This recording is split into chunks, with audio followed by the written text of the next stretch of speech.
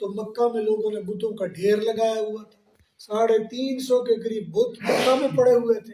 اگر مکہ میں جاتے ہیں اللہ نبی کو شرک سے ویسے ہی پاک کر دیتے ہیں، اس لیے کوئی تک بنتا ہی نہیں تھا۔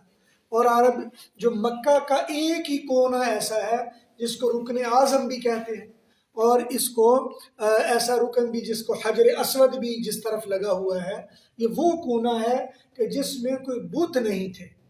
یہی وجہ ہے کہ حضور اکرم صلی اللہ علیہ وسلم جب اپنے گھر سے نکلتے اور مکہ میں جا کے عبادت کرتے تو اسی کونے پر کھڑے ہوتے، آپ کے سامنے حجر اسود والا کونا ہوتا تھا، اور یہ وہ کونا جس میں بت نہیں تھے۔ حضور اکرم صلی اللہ علیہ وسلم وہاں جا کر اپنی عبادت کیا کرتے تھے تاکہ بتوں کی عبادت کی مشابہت بھی پیدا نہ ہو، ورنہ باہر دائیں بائیں اندر باہر سب طرف بت ہی بت تھے۔ اب آپ خود اندازہ کر لیں، جو آپ میں سے جنہوں نے عمرہ کیا ہوگا تو انہوں نے بیت اللہ کو دیکھا ہے، وہاں کتنے کیسے بت بنائے ہوں گے، اندر بھی باہر بھی چھوٹے چھوٹے بنا کے ان میں بت ہی بت ڈالے ہوئے تھے۔ تو اللہ تبارک و تعالی نے جو خاص انعام حضور اکرم صلی اللہ علیہ وسلم کے ذریعے ہمیں دیا وہ یہ کہ آپ نے بت پرستی کبھی نہیں کی، زندگی میں آپ نے کبھی بت پرستی نہیں کی۔ عربوں میں یہ 3 بندے مشہور تھے کہ جنہوں نے جاہلی زمانے میں بھی کبھی بت پرستی نہیں کی، اور یہ ایک ان میں ابو بکر صدیق ہیں جنہوں نے کبھی بھی بت پرستی نہیں کی۔ اسی طرح عمر فاروق رضی اللہ تعالیٰ عنہ باوجود سب کچھ ہونے کے آپ نے بت پرستی کبھی نہیں کی۔ اور تیسرے سیدنا عثمان رضی اللہ تعالیٰ عنہ، آپ نے کبھی بت پرستی نہیں کی۔ اور حضرت علی رضی اللہ تعالیٰ عنہ کا شمار بھی اس میں آتا ہے، حضرت معاویہ کا بھی، کئی صحابہ کا آتا ہے، لیکن یہ بہت چھوٹے تھے اس وقت جب اسلام نیا نیا آیا، تو اس وقت چونکہ بہت چھوٹے تھے، کسی گنتی میں نہیں تھے، اس لیے محدثین نے ان کا نام ذکر نہیں کیا۔ اور حضور اکرم صلی اللہ علیہ وسلم عبادت کے لیے غار حرا میں چلے جاتے تھے، اور غار حرا میں جا کر کئی کئی دن بیٹھے رہتے تھے، اللہ تعالیٰ کی عبادت کرتے تھے۔ سامنے بیت اللہ تھا، اور بیت اللہ کو دیکھنا، اس کا طواف کرنا، یہ شروع سے عبادت ہے، آدم علیہ السلام کے زمانے سے چلا آ رہا ہے۔ قرآن کریم میں اللہ تعالیٰ نے بتایا ہے اول بیت وضع للناس، سب سے پہلا گھر جو لوگوں کے لیے بنایا گیا تاکہ اس میں لوگ اللہ کی عبادت کریں، ببکۃ مبارک، یہ مکہ میں برکتوں والا گھر ہے۔ اور ایک زمانے تک، بلکہ حضور علیہ السلام کے زمانے تک، مشرکین مکہ یا مکہ کے لوگ 4 کونوں والا گھر بنانا یہ بدعت سمجھتے تھے اور گناہ سمجھتے تھے۔ وہ کہتے تھے کہ تم اپنا گھر بیت اللہ کے مشابہ بنا رہے ہیں، اور یہ وجہ کہ حضور علیہ السلام کے زمانے تک کبھی بھی بیت اللہ کی طرح 4 کونوں والا گھر کبھی کسی نے نہیں بنایا۔ حضور اکرم صلی اللہ علیہ وسلم کے بعد پھر یہ بیت اللہ کے انداز میں گھر بنائے جانے لگے، اور بنو امیہ نے سب سے پہلے یہ شروع کیا، یعنی اس طرح کا گھر نہیں بنا سکتے۔ اور اسی طرح جو عبادت ہے تو وہ یکسوئی والی عبادت کرتے تھے، یکسوئی کے ساتھ اللہ کے لیے بیٹھ جاتے تھے۔ تو سب سے عمدہ اور بہترین عبادت ہے کہ یکسوئی کے ساتھ اللہ کے سامنے بیٹھ جانا۔ یہی وجہ ہے ہم جب چھوٹے چھوٹے ہوتے تھے تو کئی مرتبہ ایسا ہوتا تھا، مسجد میں نمازی آتے چپ کر کے اللہ کی بارگاہ میں بیٹھ جاتے، اپنی کوئی تسبیح پڑھتے رہتے تھے۔ آج کل تو ہمارا حال یہ ہے کہ جب باہر سے نماز پڑھنے آتے ہیں تو ہونا تو یہ چاہیے کہ چونکہ اللہ کے مہمان بنے مسجد میں تو بیت اللہ کی طرف منہ کر کے بیٹھیں۔ ہماری حالت یہ ہوتی ہے کہ ہم اللہ کی طرف منہ کرنے کی بجائے بیت اللہ کی طرف پشت کر کے دروازے کی طرف دیکھنا شروع کر دیتے ہیں، اور ایک دوسرے کے ساتھ گپیں لگاتے ہیں، او ویکھو فلانا ہون پہ آتا ہے، او ویکھو اجے فلانا نہیں ہے، او ویکھو کی کرتا ہے۔ یعنی جو ہر آنے والے پر تبصرہ کرنا، ہم سمجھتے ہیں یہ ہمارا حق ہے۔ تو تبتل کا مطلب ہوتا ہے کہ سب کو اپنے دماغ سے نکال دیں، سب خیالات کو اپنے آپ سے نکال دیں، سب ناجائز اور حرام باتوں کو اپنے آپ سے نکال دیں، سب ناجائز اور حرام لباس کو اپنے اندر سے نکال دیں، سب حرام اور ناجائز کھانے پینے کو اپنے اندر سے نکال دیں۔ یعنی ایسا بن جائیں کہ آپ کا پہنا ہوا، آپ کا کھایا ہوا، آپ کے سوچ و بچار اور آپ کا دھیان یہ صرف اور صرف ایک اللہ کی طرف ہے۔ اس کو کہتے ہیں تبتل۔ اور یہ تبتل کے درجے ہیں کئی کئی۔ یہ تبتل کا ایک درجہ یہ ہے کہ آپ اپنی سوچ کو اللہ کی طرف کر لیں، یہ ایک درجہ ہے۔ ایک درجہ یہ ہے آپ اپنے کھانے پینے کو اللہ کے لیے کر لیں، بھئی جو وہ کہے گا وہ کھائیں گے، جو نہیں کہے گا وہ نہیں کھائیں گے۔ ایک درجہ یہ ہے کہ آپ اپنے لباس اور اپنے پیٹ کو اللہ کے لیے خالص کر دیں کہ جو اللہ اجازت دے گا وہ پہنیں گے، جو نہیں اجازت دے گا وہ پہنیں گے بھی نہیں۔ یہی وجہ ہے کہ اللہ کی وحدانیت سب سے زیادہ خالص اور بہترین انداز میں اگر کوئی کرتا ہے تو وہ صوفیاء کرام کرتے ہیں۔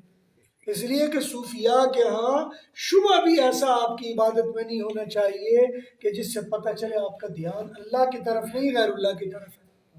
آپ کی سوچ میں بھی یہ چیز نہیں ہونی چاہیے کہ میں نماز پڑھ رہا ہوں اور فلاں بندے کو خوش کر رہا ہوں، سوچ بھی نہیں ہونی چاہیے۔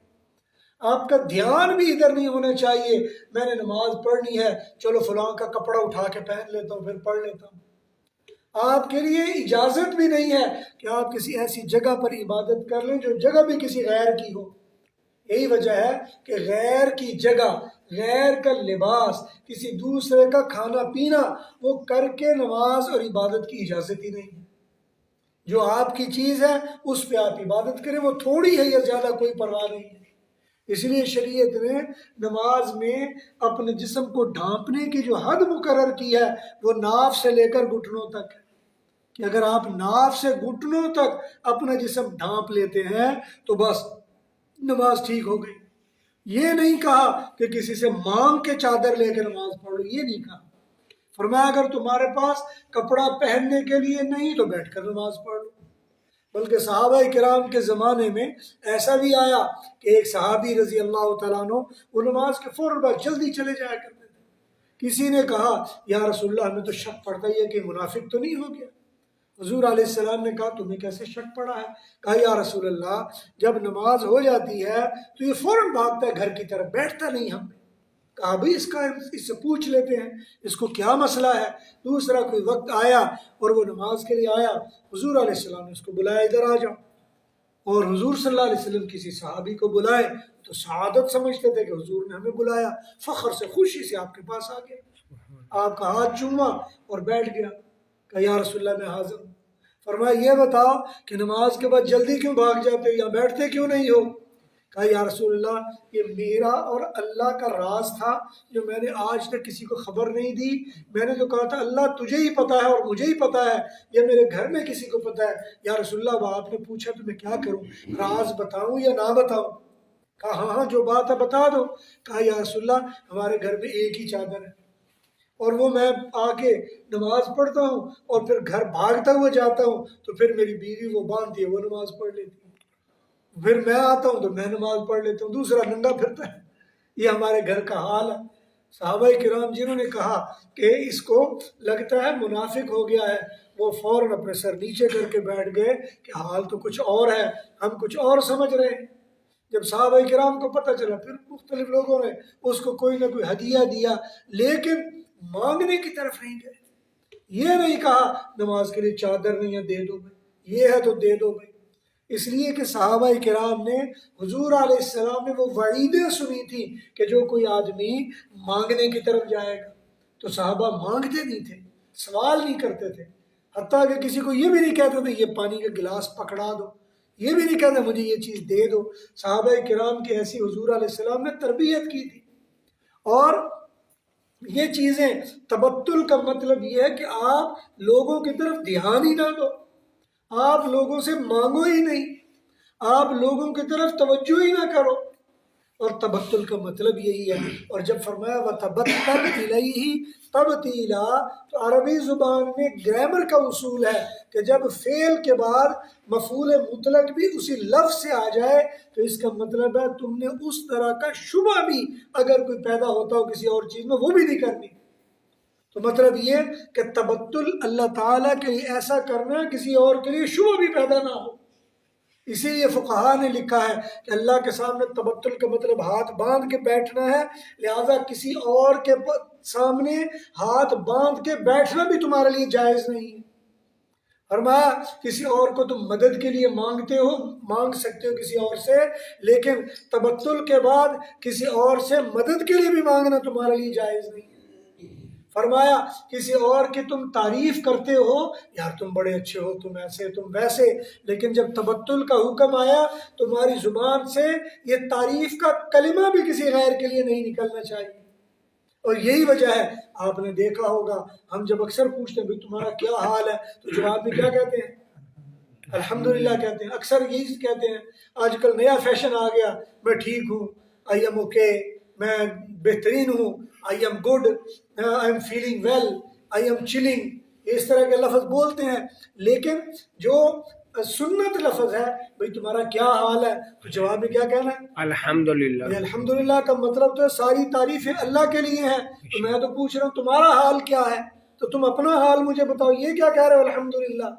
وجہ یہ ہے کہ جب میں کہوں گا میں اچھا ہوں تو تعریف میں نے کس کی اللہ۔ اپنی، کہ میں اچھا ہوں۔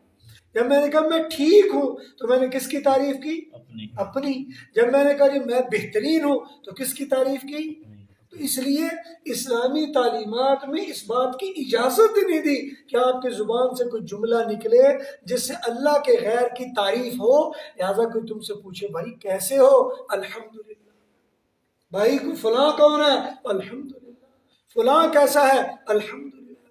تو یہ سب سے بہترین دعا ہے۔ حضور اکرم صلی اللہ علیہ وسلم کے پاس ایک شکایت آ گئی، یا رسول اللہ میں نے اس سے پوچھا تمہارا حال کیا ہے، یہ کہتا الحمدللہ۔ یہ کیا بات ہوئی، اس کو چاہیے تو بتائے میرا کیا حال ہے۔ اور ابھی صحابہ کرام میں وہ ماحول نہیں بنا تھا، بعض لوگوں کو ابھی وہ دینی باتیں نہیں پتہ تھی بھی کیا کہنا ہے۔ جب شکایت حضور کے پاس پہنچی، ہاں بھئی کیا مسئلہ ہے، کہا یا رسول اللہ آپ سے سنا ہے کہ تعریف اللہ کی ہونی چاہیے، اس نے مجھ سے پوچھا، میں نے کہا الحمدللہ۔ فرمایا اچھا، اور فرمایا کہ جب کوئی بندہ کسی کی تعریف میں یہ کہے الحمدللہ، اس نے تعریف کا حق ادا کر دیا، اس نے تعریف کا حق ادا کر دیا۔ لہذا آپ سے کوئی پوچھے کیا حال ہے، آپ کہے الحمدللہ، تو آپ نے تو اپنی تعریف کا بھی حق ادا کر دیا، کیونکہ آپ نے اس کو پیغام دیا کہ بابا میں تعریف کے قابل ہی نہیں، میں اپنے آپ کے بارے میں کچھ بتا ہی نہیں سکتا، اور جتنی نعمتیں اس مالک نے کی ہیں وہ تو شمار ہی نہیں کر سکتے، لہذا میں یہی کہہ سکتا ہوں الحمدللہ۔ اسی لیے حضرت سچل سرمست رحمۃ اللہ علیہ، یہ سندھ کے بڑے اولیاء میں سے ہیں، وہ کہا کرتے تھے کہ لطف سجن دم بدم، کارے سجن گاہ گاہ، این بھی سجن واہ واہ، اون بھی سجن واہ واہ۔ تو جب اللہ کی طرف سے ہمارے اوپر کوئی لطف اور مہربانی آ جائے، اللہ تیری واہ واہ ہے، اور اگر قہر آ جائے، کوئی تنگی بیماری تکلیف آ جائے، اللہ پھر بھی تیری واہ واہ، یا اللہ ایسے حال میں رکھے پھر بھی تیری واہ واہ، ایسے حال میں رکھے پھر بھی تیری واہ واہ۔ تو وہاں صوفیاء کے ہاں تو یہ شکوہ آتا ہی نہیں، بھئی کیا حال ہے، بس پوچھو کچھ نہیں جی، بہت بیمار، آئے آئے آئے۔ یہ مومن کی نشانی ہی نہیں، یہ مومن کا کام ہی نہیں ہے کہ اس کے منہ سے یا اس کی زندگی میں سے، اس کے حال میں سے اللہ کی برائی نکل جائے۔ تبتل کا مطلب یہ ہے کہ آپ کے منہ سے اللہ کی نکلے تو تعریف ہی نکلے۔ اسی لیے حضور اکرم صلی اللہ علیہ وسلم کے پاس کسی نے آ کے کہا یا رسول اللہ اتنے دن ہو گئے ہمارے گھر میں بیماری ہے، بہت مشکل ہے، آپ ہمارے لیے کوئی دعا فرمائیے۔ تو کیا دعا فرمائی؟ اللہ یہ تیرا بندہ ہے، نعمتیں تو بہت ہیں اس کے اوپر، یہ بیماری بھی تیری نعمت ہے، یا اللہ اس نعمت کے بدلے میں اس کو صحت والی نعمت دے دے، بیماری والی نعمت واپس لے لے۔ یہ نہیں کہا اللہ اس کو اس مصیبت سے جان چھڑا دے، یہ نہیں کہا، اس لیے کہ اتنی بڑی نعمت ہے۔ حضور اکرم صلی اللہ علیہ وسلم نے فرمایا تم میں سے جو مومن آدمی مرنے سے پہلے جب کسی بیماری میں مبتلا کر دیا جاتا ہے تو وہ سمجھ لے اللہ اس کی بخشش کا سامان کر رہے ہیں۔ اس لیے کہ مومن کو جب کسی اذیت میں، کسی تکلیف میں، کسی بیماری میں مبتلا کیا جاتا ہے، اس کے گناہوں کا کفارہ کر دیا جاتا ہے۔ یہی وجہ ہے حضور اکرم صلی اللہ علیہ وسلم جب بھی کسی بیمار پرسی کے لیے جایا کرتے تھے تو دعا کیا کیا کرتے تھے؟ یہ نہیں لے کے جاتے پھل بھی لے کے جا رہے ہیں، مٹھائی کی ٹوکری بھی لے کے جا رہے ہیں، فلاں بھی لینے جا رہے ہیں، جا کے پیسے بھی اے جی پچھڑی ہو گئی، اے فلاں ہو گیا، اے فلاں، حضور علیہ السلام کا طریقہ نہیں تھا۔ جب بھی کسی کے پاس جاتے ماتھے پہ ہاتھ رکھتے، صرف ایک جملہ ارشاد فرماتے، لا بأس طہور انشاءاللہ، کوئی حرج نہیں۔ کیا کہتے تھے؟ لا بأس، کوئی حرج نہیں. طہور، یہ تیری پاکی ہے. انشاءاللہ اللہ نے اگر چاہا تیری پاکی ہے، تیرے گناہوں سے تجھے پاک کر دے گی. تو میرے دوستو، تبتل کا مطلب ہے اللہ کی طرف یکسو ہو جانا، اور تبتل کا مطلب ہے دھیان اللہ کی طرف کر لینا. اب دھیان اللہ کی طرف کیسے کرنا ہے؟ اب مختلف لوگوں نے اپنے اپنے نظریے بنائے. کسی نے کہا جی اللہ کی طرف دھیان کرنے کا مطلب کیا ہے؟ وہ بیت اللہ کی تصویر بنا کے ادھر دھیان دیا جائے. کسی نے کہا نہیں نہیں، اللہ کی طرف دھیان کرنے کا مطلب یہ ہے قرآن سامنے رکھو، اس کی طرف دھیان کرو. کسی نے کہا نہیں نہیں نہیں، مسجد کو سامنے رکھو، ادھر دھیان کرو. کسی نے کہا نہیں نہیں، گنبد خضرا کو سامنے رکھو، اس کی طرف دھیان کرو. ہر ایک نے اپنی اپنی بات کہی، لیکن مسئلہ یہ ہے کہ اللہ، اس کا حلیہ کیا ہے؟ کیا اللہ گنبد خضرا میں رہتے ہیں؟ کیا اللہ بیت اللہ میں ہے؟ کیا اللہ قرآن میں ہے؟ کیا اللہ مسجد میں ہے؟ اللہ تو کہاں ہے؟ اینما فرمایا اینما تولو فثم وجہ اللہ، تم جدھر منہ کرو گے اللہ تمہارے آگے. تو جب اللہ تمہارے آگے ہے تو دھیان کدھر دینا ہے؟ اللہ کی طرف. اللہ کی طرف دھیان دینا ہے، کسی اور کی طرف دھیان نہیں دینا. اپنے پیر کی طرف دھیان نہیں دینا، کسی مزار کی طرف دھیان نہیں دینا، کسی تسبیح کی طرف، کسی اور چیز کی طرف دھیان نہیں دینا. دھیان اللہ کی طرف دینا ہے. اور جب تمہارا دھیان اللہ کی طرف ہوگا تو سمجھو تم اللہ کے سامنے بیٹھے ہو. یہی وجہ ہے کہ بعض اوقات جو اولیاء اللہ جب اللہ کی طرف دھیان دیتے ہیں تو اللہ کو اپنے سامنے پا لیتے ہیں. اور جب اللہ کو آپ اپنے سامنے پا لیں گے تو یہی تو زندگی کا مقصد ہے کہ اللہ سے ہماری شناسائی ہو جائے. میرے محترم، اس دنیا میں، اس زندگی میں اگر آپ نے اللہ سے اپنی شناسائی پیدا کر لی، اگر اس دنیا میں، اس زندگی میں آپ نے اللہ سے اپنا تعارف پیدا کر لیا تو مرنے کے بعد تو آپ کو کوئی تنگی پریشانی ہوگی نہیں. اس لیے کہ جب اللہ سے تعارف ہو گیا تو پیچھے کیا رہ گیا. تو اس لیے میرے محترم، تبتل کا مطلب یہ ہے کہ اللہ کی طرف ایسا دھیان دو کہ کسی اور طرف دھیان نہ جائے. اللہ کا ایسا خیال کرو، خیال کہیں اور نہ جائے. اللہ کی طرف ایسا تصور بناؤ کہ تصور کہیں اور نہ جائے. اور یہ کیسا تصور ہے؟ اس لیے ہمارے مشائخ نے کہا کہ اس کا طریقہ ہی اپنے دل کی طرف دھیان دو، اپنے دل کی طرف توجہ کرو. حضور علیہ السلام بھی جب غار حرا میں تھے تو وہاں کون سا ذکر کرتے تھے؟ وہاں اللہ کا نام ہی لیتے تھے، اور خاموشی سے بعض اوقات کئی کئی گھنٹے خاموش بیٹھے رہا کرتے تھے. اور یہ سنت عمل ہے. حضرت عیسیٰ علیہ السلام نے بھی پہاڑی پر کھڑے ہو کر کئی دن یہی ذکر کیا. موسیٰ علیہ السلام 40 دن اللہ کے پاس جاتے، پہاڑی پر بیٹھ کر اللہ کی طرف دھیان دیتے. آدم علیہ السلام کو جب زمین پر اتارا تو مورخین نے لکھا ہے، حدیث میں آتا ہے، اللہ تعالیٰ کی طرف 40 دن تک ہاتھ کھڑے کر کے ایسے آنکھیں بند کر کے کھڑے رہے اللہ تعالیٰ کی طرف. پھر اللہ تعالیٰ نے ان کے لیے فیصلہ نازل کیا. تو اس لیے دھیان کدھر دینا ہے؟ اپنے دل کی طرف. لیکن مسئلہ یہ ہے کہ جب آپ اپنے دل کی طرف دھیان دیں گے تو دل کی طرف دھیان تو مشکل ہوتا ہے. ہم نماز پڑھتے ہیں، دھیان دل کی طرف، تو خیالات کا انبار لگ جاتا ہے. فرمایا اس کا وجہ یہ ہے، یہ جو ہمارا دل ہے نا، اس کی مثال سمجھے جیسے ٹیپ ہوتی ہے. اس کی مثال کیسے ہے؟ جیسے ٹیپ ہے. اور ٹیپ کیا ہے؟ ہر چیز کو ریکارڈ کرتی ہے. اگر آپ اپنا موبائل ریکارڈنگ پہ لگا لیں گے، سب کچھ ریکارڈ کر رہا ہو. اور یہ ایسی خطرناک چیز ہے، آپ کے مذاق کو، آپ کی ہر چیز کو ریکارڈ کر لیتی ہے، کوئی چیز چھوڑتی نہیں. جب آپ اس کو دوبارہ لگائیں گے تو آپ حیران ہو جائیں گے، یار یہ بھی میں نے کہا تھا. بعض اوقات آپ کے منہ سے نکلے ہوئے جملے آپ کہتے ہیں یار یہ میں نے کہا ہی نہیں، لیکن وہ ریکارڈ ہوئے پڑے ہیں، کہے ہیں تو ہوئے. بعض اوقات آپ کی زبان سے ایسے کلمات نکل جاتے ہیں جو آپ نے کہے نہیں ہوتے. بعض اوقات آپ کے دل میں ایسی باتیں ہوتی ہیں جو آپ نے کہی نہیں ہوتی. اس لیے کسی نے پوچھا حضرت مولانا امام غزالی رحمۃ اللہ علیہ سے کہ یہ دل میں خیالات پڑے آتے ہیں، اس کا کیا مسئلہ ہے؟ کہا بھائی تیری آنکھوں سے جو دیکھا جاتا ہے اس کی ریکارڈنگ دل میں، تیرے کانوں سے جو سنا جاتا ہے اس کی ریکارڈنگ دل میں، تیرے دل میں جو خیالات آتے ہیں اس کی ریکارڈنگ دل میں، تیرا دماغ جو سوچتا ہے اس کی ریکارڈنگ دل میں، تیرے نفس میں جو خواہشات آتی ہیں اس کی ریکارڈنگ دل میں. اور یہی وجہ ہے کہ جب تم مراقبہ کرو گے تو مراقبے کے وقت پہلا مرحلہ ہوتا ہے کہ آپ کا دل صاف ہوتا ہے. اور دل صاف ہونے کا مطلب جو گناہ اندر گیا جس راستے سے گیا اسی راستے سے باہر جائے گا.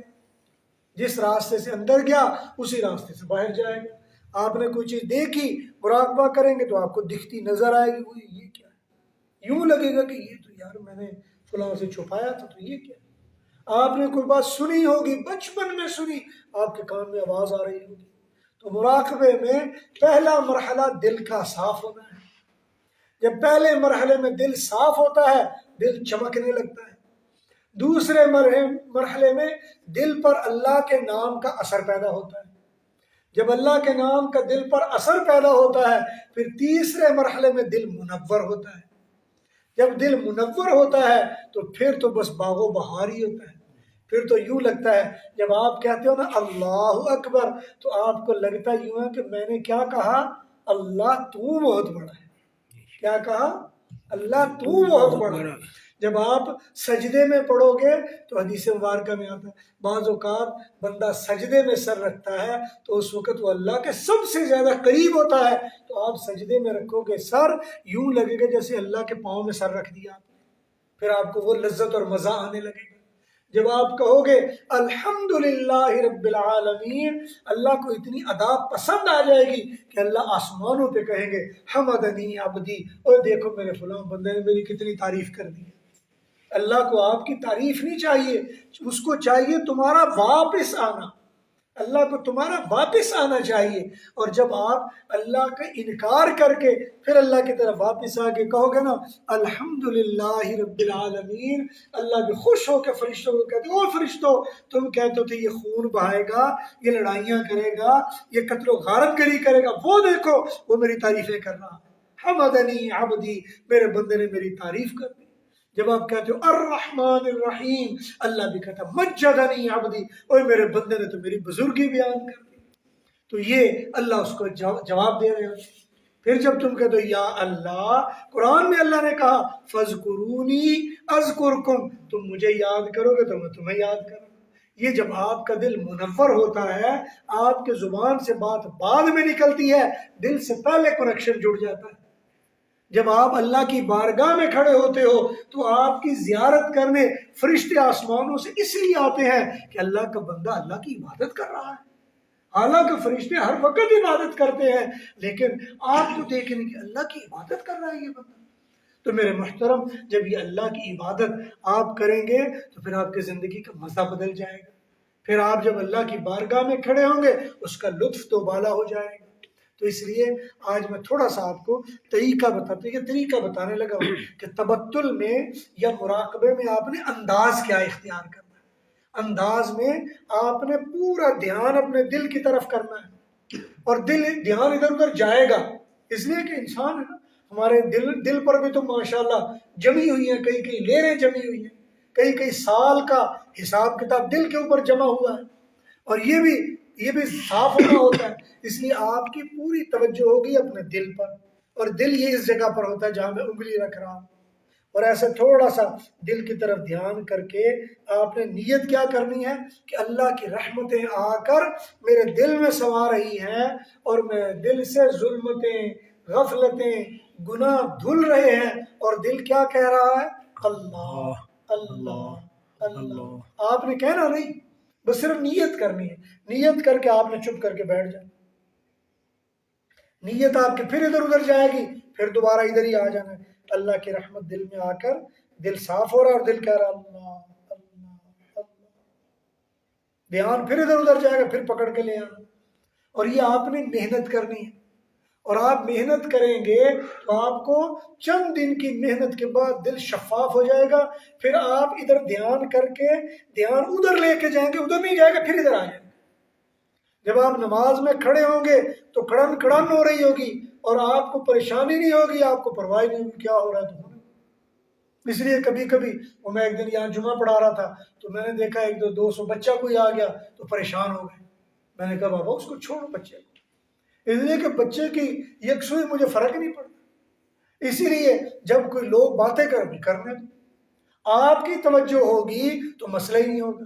ہماری حالت یہ ہوتی ہے، لوگ بیان کر رہے ہوتے ہیں، واضح و نصیحت کرتے ہیں، ادھر سے بجلی گئی اور لوگ پریشان، اس لیے وہ بیان تو نہ ہوا، تعلق تو نہ ہوا۔ یہ اصل بات یہ ہے، جب آپ کا تعلق جڑ جائے پھر تو پرواہ نہیں ہوتی۔ اس لیے ہمارے بزرگوں میں حضرت مفتی محمود صاحب رحمۃ اللہ علیہ گزرے، بڑے اللہ کے ولی تھے، ان کو شوگر ہو گئی، اور اس زمانے میں آج سے 30-40 سال پہلے چلے جائیں تو شوگر کا مطلب اتنا مسئلہ بھی نہیں تھا، اتنا مسئلہ ہوتا بھی نہیں تھا۔ ان کے وہ انگوٹھے پر شوگر ہو گئی، ڈاکٹروں نے کہا کاٹنا پڑے گا۔ انہوں نے کہا بھائی کیسے کاٹیں گے؟ کہا جی کاٹنے کے لیے بے ہوش کرنا ہے، اور بے ہوشی میں تو آپ کی عمر زیادہ ہے، مشکل ہو جائے گی، پھر ہوش میں آنا مشکل ہے۔ اب 40 سال پہلے جو ڈاکٹری تھی وہ ذرا کمزور تھی۔ کہا جی حضرت کوئی طریقہ بتائیں۔ کہا بھی طریقہ یہ ہے کہ جب میں نماز پڑھنے لگوں تو جب میں ایسے کر لوں اللہ اکبر، اس وقت میرا انگوٹھا کاٹ لینا۔ انہوں نے کہا حضرت یہ کیسے ہو سکتا ہے، آپ اللہ اکبر کہ ہم انگوٹھا کاٹیں آپ کو پتہ ہی نہ چلے؟ کہا کوئی بات نہیں۔ انہوں نے کہا پھر حضرت آپ معذور ہیں، آپ ایسے نماز پڑھیں گے تو انگوٹھا ایسے کر دینا تو ہم کر لیں گے۔ انہوں نے اس لیے ادھر ایسے چادر رکھ دی بھائی نظر نہ پڑ جائے۔ انہوں نے نماز شروع کر دی، اپنا وہ اشارے سے نماز پڑھتے ہیں، نماز سے فارغ ہوئے، ڈاکٹر ادھر بیٹھے ہوئے۔ اس نے کہا جی کیا ہوا؟ کہا حضرت کاٹ دیا۔ کہا کس کو کاٹا؟ کہا انگوٹھا کاٹ دیا۔ اور اللہ کے ولی جب نماز پڑھتے ان کو پتہ بھی نہیں چلتا انگوٹھا بھی کاٹ دیا۔ تو اس لیے یہ اس وقت ہوگا جب آپ کا دل نور سے منور ہو جائے گا، اور دل نور سے منور ہونا مشکل نہیں ہے، یہ تو ہماری زندگی کا تجربہ ہے۔ ہمیں اپنے دل پر محنت کرنی ہے، اور آپ اپنے دل پر محنت کریں گے تو آپ قیمتی بنتے چلے جائیں گے، اللہ تعالیٰ آپ کے لیے آسانیاں پیدا کرتے چلے جائیں گے، عبادت کی لذت پیدا ہو جائے گی، ذکر اذکار کا نور آ جائے گا، پھر آپ کا دل چاہے گا کہ میں اللہ کی طرف دھیان نہ دوں، پھر تو حال یہ ہو جائے گا کہ دست بکار دل بیار، آپ ادھر کام کاج میں لگے ہوئے ہیں اور دل آپ کا اللہ کے ساتھ لگا ہوا ہے۔ پھر آپ کا حال وہ ہوگا، حضور اکرم صلی اللہ علیہ وسلم کے بارے میں آتا ہے کہ یذکرون اللہ علی کل احیانہ، حضور تو ہر وقت اللہ کا ذکر کرتے رہتے ہیں۔ تو یہ حال آپ کا بھی بن جائے گا، اور یہ ناممکن نہیں ہے، یہ عین ممکن ہے۔ یہ تبتل ہے جو آپ کو اپنے اندر پیدا کرنا پڑے گا، اور اس کے لیے محنت کرنی پڑے گی، اس میں آپ کو یکسوئی اور توجہ کرنی پڑے گی۔ اللہ تعالیٰ سے دعا ہے اللہ تعالیٰ ہمیں اپنی زندگی میں ایسا نور پیدا کرنے کی توفیق نصیب فرمائے۔ وآخر دعوانا ان الحمد للہ رب العالمین۔ آپ نے کوشش یہ کرنی ہے